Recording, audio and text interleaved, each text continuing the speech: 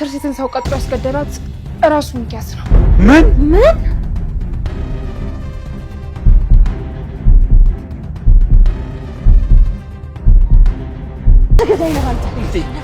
እንዴ ምን ሆነሻል እንዴ? ቆይ ትርሲት እኮ ሞዳት ሚስቴ ነች። እንዴት ነው የምገላት? አትዋሽ። አንተ ራስ ነው ተገደልከት። አንተ ዝም በል። አፋለኝ ብለህ ነው የምታወራው? እኔ እንዳንተ የልጄን ገዳይ አውቄ ዝም ምን ይመስላል? ቆይ ታዲያ ምን ላድርግ ነው? ወይስ ደምን በደም እንድመልስ ነው ፍላጎትሽ? አንተ ምን አይነቱ ጀዝባ ነህ? ሚስትህን የልጆችህን እናት እንደዛ አውላላ ሜዳ ላይ የገደለብህን ሰው ፊት ለፊት እያየህ እንደው ደምህ እንኳን አይሞቅም? አይ ሚኪ በቃ የመነጽርና ሰዓት ምናምን አድርጌ ስታይኝ መልአክ መሰልኳ።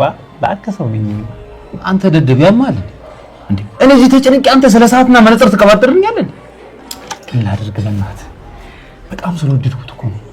እንደዚህ አይነት ሰዓት አድርጌ አላውቅም። ታውቃለህ ይሄ ነገር ዳይመንድ ነው ወስዶ ሚኪ ነገሮች ሁሉ ከእጁ እየወጡ እንደሆነ ተረድቷል። ሰላም ጤና ይስጥልኝ ቻናላችን ቤተሰቦች፣ ዛሬ ደግሞ እጅግ አጓጊና የብዙዎችን ቀልብ የሳበውን አሁናዊ የካያ ክፍል 41 ይዘንላችሁ ቀርበናል። ሰብስክራይብ እያደረጋችሁ አብራችሁኝ ቆዩ። በዚህ ክፍል ውስጥ ትልቅ ኩነት ተከስቷል። ብሩኬ ለረጅም ጊዜ ደብቆትና በውስጡ ሲያቃጥለው የነበረውን የከባድ ምስጢር በስተመጨረሻም በርብቃ አማካይነት ለቤተሰቡ በሙሉ ይፋ ሆኗል። ርብቃ በቁጣና በስሜት ውስጡና ምንም ነገር ሳትደብቅ ትርሲትን ያስገድላት እውነተኛ ወንጀለኛ ሚኪ እንደሆነም ለቤተሰቡ በሙሉ ትነግራለች። ይህ ድንገተኛ ምስጢር በቤተሰቡ ውስጥ ትልቅ ድንጋጤና ምስቅልቅል ፈጥሯል። የወይዘሮ ሂሩትን ልብ በሀዘንና በቁጣ ያወቀው የእውነት ከዚህ በኋላ በሚኖረው በሚኪ ህይወት ላይ ትልቅ ማዕበል ማስከተሉ አይቀርም። በሌላ በኩል ደግሞ ሁኔታዎች ሁሉ ከቁጥጥር ውጭ እየሆኑበት የመጣው ሚኪ በከባድ ጭንቀት ውስጥ ይገኛል። ሚኪ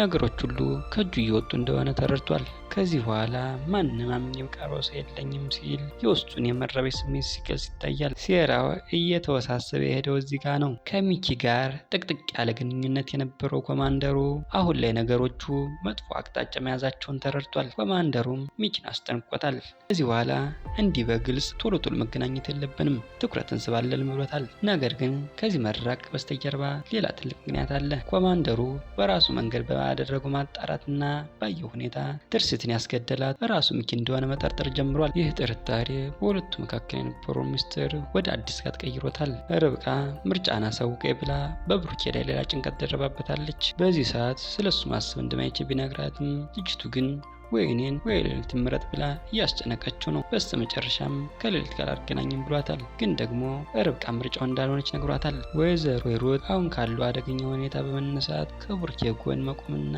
አብረው መስራት እንዳለባት ወስናለች። ወይዘሮ ሂሩት ለብሩኬ የልጆችን የአሳዳጊነት መብት በአስቸኳይ በእጅ ማስገባት አለብን ብለዋለች። ጊዜ ልሰጠው አይገባም። ይህንን ካላደረግ ግን ሚኪ ይቀድመናል፣ ልጆቹንም ሆነ ንብረቱን በእጁ ያስገባዋል በማለት ምን ያክል ነገሩ አጣዳፊ እንደሆነ አስረድተዋለች። ይህ የከፋ አደጋ እንዳይደርስ ብሩኬ ምን ይወስን ይሆን? ቀጣዩን ክፍል አብረን የምን ይሆናል።